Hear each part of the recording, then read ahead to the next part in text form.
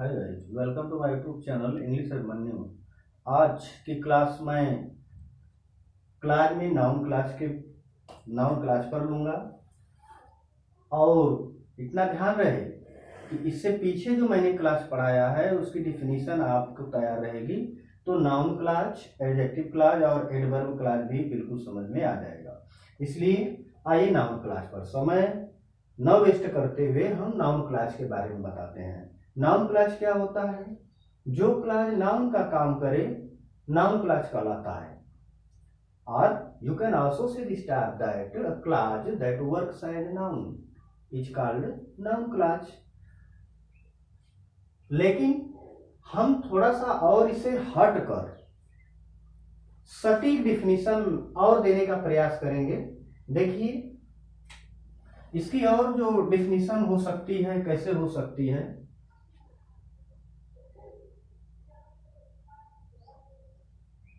जब who, what, where, why,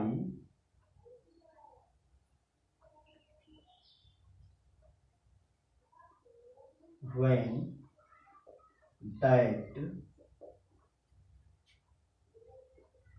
if or whether,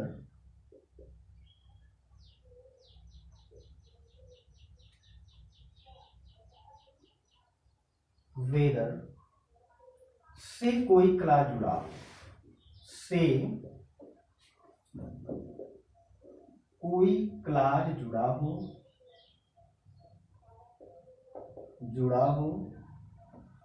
और इनका अर्थ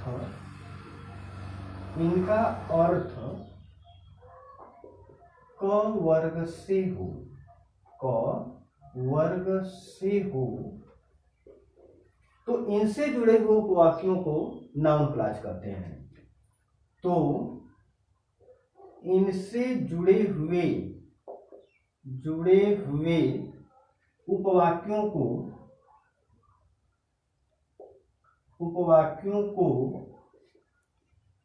नाउन क्लास कहते हैं।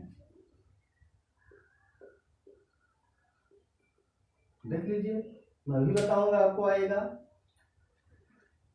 जब कोई भी क्लास हु से, चाहे व्हाट से, चाहे वेयर से, वाई से, वेन से, दैट से, हाउ भी कर सकते हैं, हाउ से, इफ या वेदर से जुड़े हों और इनका अर्थ क वर्ग से हो। क वर्ग का मतलब ध्यान दीजिएगा, क वर्ग से हो का मतलब कि, क्या, कहां, कब, कैसे, क्यों, इनसे हो, तो इनसे जुड़े हुए उपवाक्यों को नाउन क्लास कहते हैं। जैसे एग्जांपल हम लेते हैं, आई डोंट नो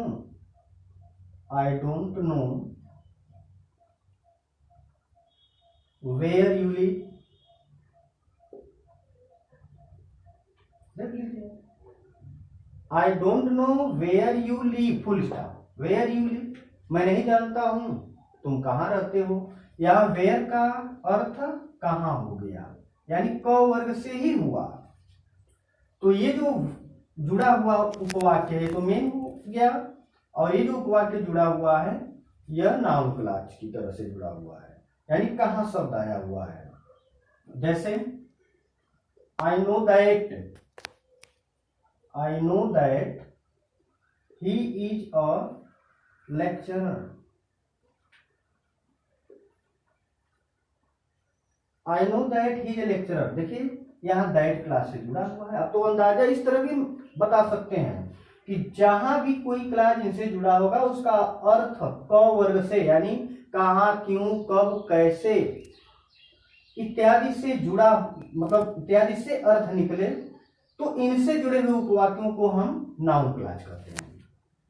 यह देखिए, दैट क्लास से जुड़ गया है, और जब दैट क्लास से इससे जुड़ा हुआ है तो इसको हम क्या कहेंगे, नाउन क्लास। और अगर इसका अर्थ निकालना चाहे तो ये भी हो जाएगा, आई नो दैट, मैं जानता हूं कि, देखिए कि शब्द से आ गया। इसलिए यह क्या हो गया, आपका नाउन क्लास हो गया। तो दैट ये जुड़ा है, दैट क्लास से जुड़ा हुआ है, इसलिए यह क्या हो गया, इसका अर्थ क वर्ग से हो रहा है, मतलब किस शब्द से हो रहा है, इसलिए इसे हम नाउन क्लास कहेंगे। और भी एग्जाम्पल जैसे हम देख लेते हैं, एक एक और एग्जाम्पल, जैसे कहते हैं कि do you know if the banks are open. देखिए, do you know if the banks are open, और फिर क्या करेंगे, फिर इसके बाद जो है क्वेश्चन मार्क यूज कर देंगे। अब कहेंगे कि इफ क्लास जो यहां है, इफ का अर्थ क्या होगा, की होगा। इसका मतलब क्या हो जाएगा, डू यू नो, क्या आप जानते हैं कि बैंक खुले हैं। अब यहाँ इफ का मतलब ये भी नहीं, इफ का मतलब यह क्या होगा, की शब्द होगा, क वर्ग से यह जुड़ रहा है, इसलिए इससे जुड़े हुए उपवाक्यों को हम क्या कहेंगे, नाउन क्लास कहेंगे। नाउन क्लास के द्वारा एक कॉम्प्लेक्स सेंटेंस बन गया। ये तीनों वाक्य जो है नाउन क्लास से जुड़कर क्या बने हैं, एक कॉम्प्लेक्स सेंटेंस बने हैं। तो कैसे अब यूज होगा, इसको मैं वहां जब कॉम्प्लेक्स सेंटेंस बताऊंगा, नाउन क्लास के द्वारा कॉम्प्लेक्स सेंटेंस, दो या दो से अधिक साधारण वाक्यों को जोड़कर एक कॉम्प्लेक्स सेंटेंस जब बनवाऊंगा, तो वहां पर और स्थिति क्लियर हो जाएगी अगर इसे जानते रहेंगे तो। इसलिए पहले बताया जा रहा है। तो ये हो गया गाइस नाउन क्लास। अब दूसरा हमें पढ़ना है एडजेक्टिव क्लास। एडजेक्टिव क्लास यानी इसको भी आप आसानी से कर सकते हैं कि जो क्लास एडजेक्टिव का काम करे, a class that works as an adjective is called adjective class. ये तो ऑलरेडी लिखा हुआ है, समझने के लिए मैंने बताया, आप मेरे बोलने से आप नोट कर सकते हैं, या इसको हम इस तरह भी लिख सकते हैं कि जब निम्न संयोजकों का अर्थ, जब निम्न संयोजकों, क्यों भाई संयोजक क्यों लिख रहा हूं, क्योंकि सबऑर्डिनेटिंग कंजंक्शन है ये। निम्न संयोजकों का अर्थ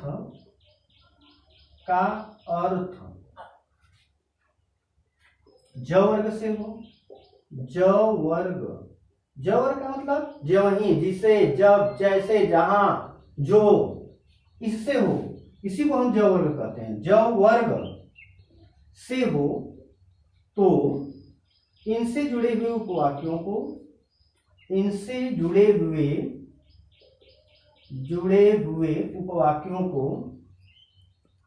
उपवाक्यों को एडजेक्टिव क्लास कहते हैं।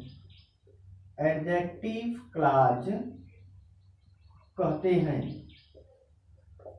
वह कौन कौन से हैं, वह कौन कौन से संयोजक हैं, निम्न लिखा हूं, निम्न मतलब नीचे भी लिखूंगा। वह कौन कौन से हैं एडजेक्टिव क्लास में, तो हु है, विच है, हुम है, देख लीजिए, हु, विच, हुम, ऑफ विच, हु, विच, हुम, ऑफ विच, हुज। कभी कभी दैट का भी अर्थ ज वर्ग से हो जाता है। तो गाइज कभी कभी ज यानी दैट का भी अर्थ ज वर्ग से हो जाता है, इतना ध्यान रहे। तो ये इसकी परिभाषा हो गई। या ये भी कह सकते हैं कि जो क्लास एडजेक्टिव की तरह कार्य करे, एडजेक्टिव की तरह काम करे, एडजेक्टिव क्लास कहलाता है। या सिंपल सा हम इस जहां भी इन संयोजकों से कोई क्लास जुड़ा हुआ हो और इसका अर्थ ज वर्ग से हो, लेकिन इसमें एक और शर्त है, किंतु ध्यान रहे, आप उसके आगे लिखेंगे किंतु ध्यान रहे। यहां देख लीजिए, थोड़ा सा मैं लिख दे रहा हूं, समय तो लगेगा लेकिन समझ में आ जाएगा। किंतु ध्यान रहे एक नोट बन जाता है, क्या, किंतु ध्यान रहे इनके पहले, इनके का मतलब जो संयोजक हैं, इन संयोजकों के पहले, क्या, इनके पहले, इनका मतलब होगा, क्या हो, एंटीसीडेंट संज्ञा सर्वनाम अवश्य आए। एंटीसीडेंट का मतलब पूर्ववर्ती, पूर्ववर्ती संज्ञा या सर्वनाम अवश्य आए, अवश्य आए। गाइज ये ध्यान दीजिए, किंतु ध्यान रहे, ये नोट हो गया, क्या हो गया, नोट। किंतु ध्यान रहे, इनके पहले, इनके का मतलब इन संयोजकों के पहले क्या कोई पूर्ववर्ती संज्ञा सर्वनाम अवश्य आए, इसको हम रिलेटिव प्रोनाउन भी कहते हैं। क्या कह सकते हैं, रिलेटिव प्रोनाउन। तो आइए देख लीजिए, जब इनके पहले एंटीसीडेंट नाउन या प्रोनाउन आ जाएगा और इसका अर्थ ज वर्ग से हो जाएगा तो इन्हें हम रिलेटिव प्रोनाउन भी कहते हैं। एक ये भी आपकी डिफिनेशन निकल के सामने आ गई। जैसे हम एग्जाम्पल लेते हैं, एग्जाम्पल में ध्यान दीजिएगा, आई सा a man who was blind, who was blind. एक दिन मैं एग्जाम्पल दिया था, ये उसी को रख रहा हूं। देखिए ऐसा में मैंने एक आदमी देखा, हु वाज ब्लाइंड, हु का मतलब जो अंधा था। और ध्यान देने योग्य बात यह है कि हु से पहले इसका पूर्ववर्ती, इसका पूर्ववर्ती ये जो संज्ञा मैन आया हुआ है, इसलिए हु को हम रिलेटिव प्रोनाउन भी कह सकते हैं।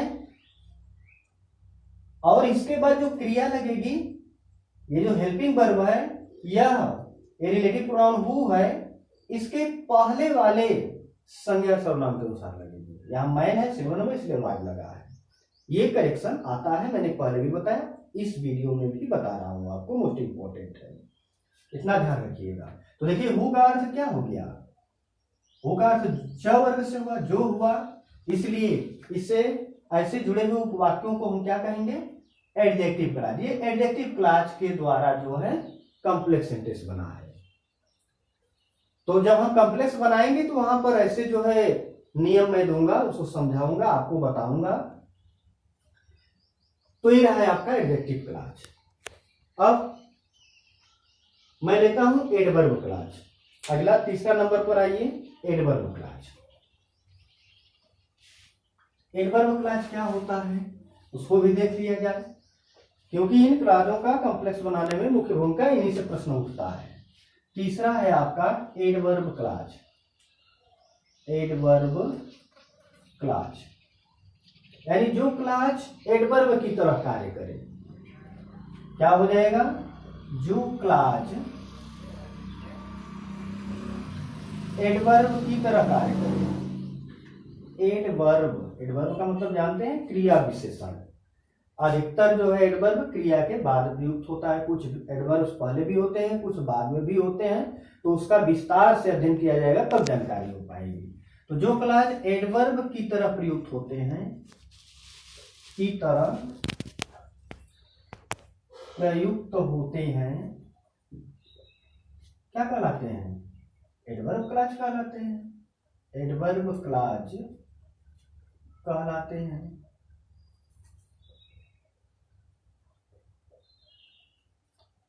जो क्लॉज एडवर्ब की तरह प्रयुक्त होते हैं एडवर्ब क्लॉज कहलाते हैं। एडवर्ब क्लॉज कई प्रकार से प्रयुक्त किया जाता है। तो इसको हम इस तरह भी लिख सकते हैं कि इसके अंतर्गत हम नोट लिख लेते हैं, या इनके काइंड्स कह सकते हैं तो काइंड्स की तरह हो जाएगा, या इस तरह भी लिख सकते हैं कि इसके अंतर्गत हम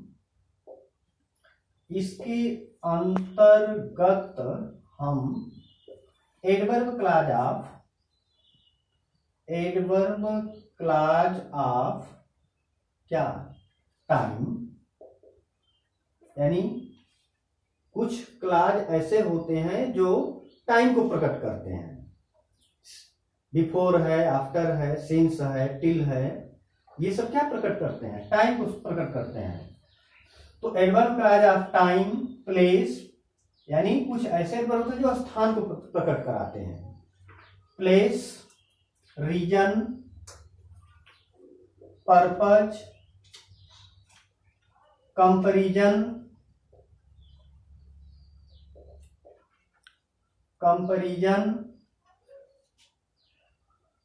कंट्रास्ट,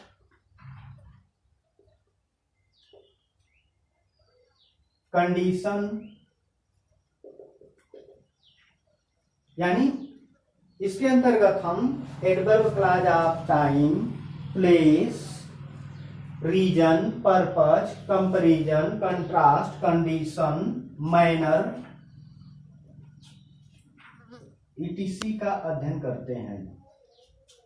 ईटीसी का अध्ययन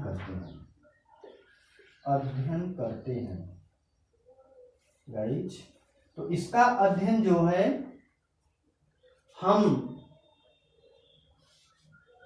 जब करेंगे कॉम्प्लेक्स सेंटेंस बनाते समय तो सबका अलग अलग बता दिया जाएगा कि adverb by using adverb clause of time, place, reason, purpose, comparison सबका अलग अलग बताया जाएगा। वही आपको समझ में आ जाएगा। मैं एग्जांपल दे रहा हूं, जैसे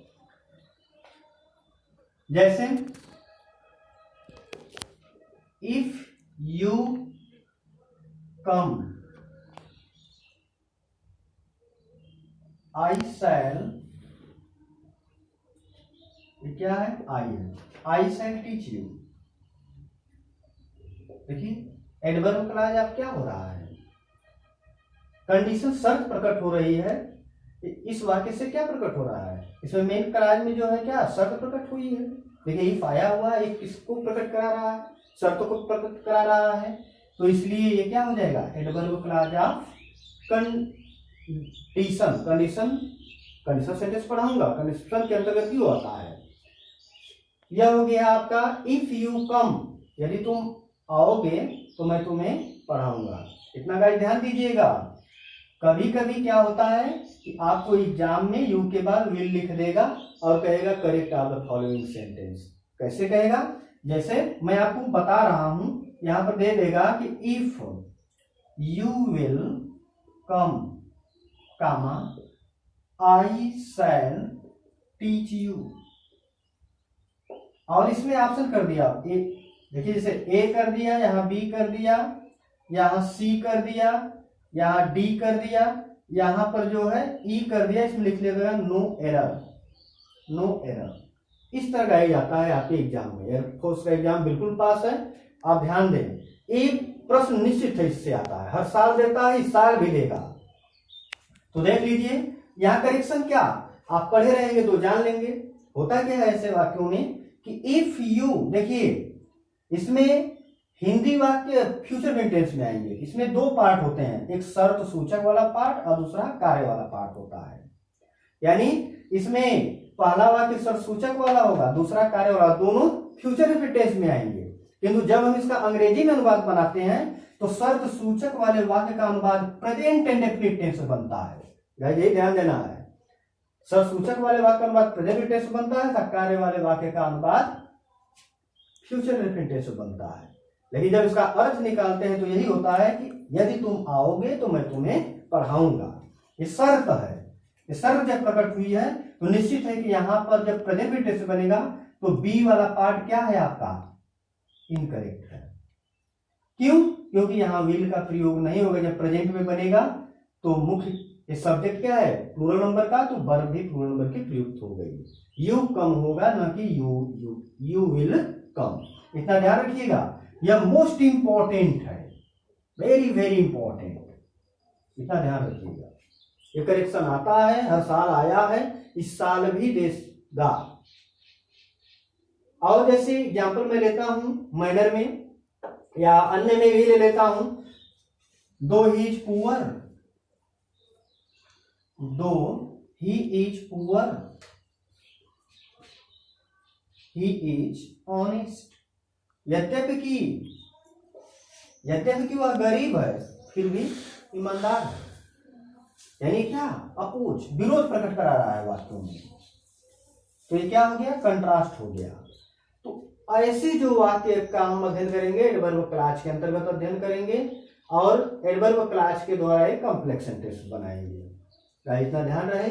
ये रहा है आपका एडवर्ब क्लॉज, और यानी नाउन, एडजेक्टिव, एडवर्ब, तीनों आपको मैंने समझाने का प्रयास किया। बहुत कम समय में, कम क्वेश्चंस में। मैं आशा करता हूं कि आपको समझ में आ गया होगा। और फिर अब तीसरा वाला बचा है क्या? Coordinate clause. देखिए सब ऑर्डिनेट क्लास 3 प्रकार, उसके 3 प्रकार मैंने बताया, noun class, adjective class, adverb class. Main class बता दिया था। अब क्या बचा आपका? Coordinate class. क्लास समाप्त कर दूंगा गाइज, ध्यान दीजिएगा। कोऑर्डिनेट क्लास क्या होता है? कोऑर्डिनेट क्लास का मतलब होता है कि वे क्लास जो एक ही रैंक या ऑर्डर के होते हैं, वे क्लास जो एक ही रैंक या ऑर्डर के होते हैं, कोऑर्डिनेट क्लास कहलाते हैं। कोऑर्डिनेट क्लास कहलाते हैं यानी जो एक ही रैंक के हो, एक ही महत्व को देते हो, एक ही समान महत्व को महत्व प्रदान करते हैं, वही क्या होते हैं? Coordinate class. और इनसे जुड़े हुए वाक्यों को कोऑर्डिनेटिंग कंजंक्शंस कहते हैं। यहां हम लिख सकते हैं, और इनसे जुड़े हुए उपवाक्यों को कोऑर्डिनेटिंग कंजंक्शन कहते हैं। क्या कहते हैं? इससे जुड़े हुए वाक्यों को कोऑर्डिनेटिंग कंजंक्शन कहते हैं, जो निम्नलिखित 4 प्रकार के होते हैं। कितने प्रकार के होते हैं गाइस? मैं 2 लाइन में आपको बता दे रहा हूं, देख लीजिए। जो निम्नलिखित 4 प्रकार के होते हैं, जो निम्न 4 प्रकार के होते हैं। Number 1, cumulative coordinating conjunction. Ordinating conjunction, इसका मतलब क्या होता है?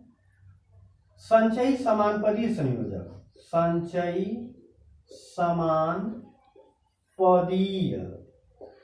संयोजक, इसका मतलब क्या होता है? संचयी समानपदीय संयोजक का मतलब क्या होता है? इसका मतलब यह होता है कि इनके जो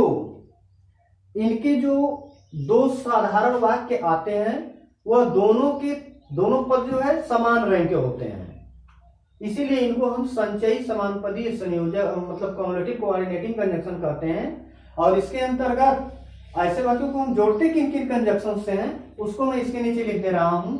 एंड से जोड़ देते हैं, बोथ एंड से जोड़ते हैं, एज वेल एज से जोड़ देते हैं, एज वेल एज से जोड़ देते हैं, और क्या? Not only but also say जोड़ते हैं। नॉट ओनली बट आल्सो, ये जो कंजंक्शंस हैं आपके, इन्हीं को हम क्यूमुलेटिव कोऑर्डिनेटिंग कंजंक्शन कहते हैं। इन्हीं के द्वारा 2 समान रैंक वाले वाक्यों को जोड़ा जाता है, पदों को जोड़ा जाता है। राइट, ये जो है मैं जब कंपाउंड सेंटेंस बताऊंगा, इनके द्वारा कंपाउंड सेंटेंस बनाया जाता है, और जब वहां पर कंपाउंड सेंटेंस बनाना सिखाऊंगा तो इसका जो है यूज होगा, उसी जगह मैं अलग अलग यूज करके बता दूंगा कि कहां पर एज वेल एज का प्रयोग होगा, कहां बोथ एंड का होगा, कहां एंड का होगा, कहां नॉट ओनली बट आल्सो का होगा। दूसरा है आपका अल्टरनेटिव कोऑर्डिनेटिंग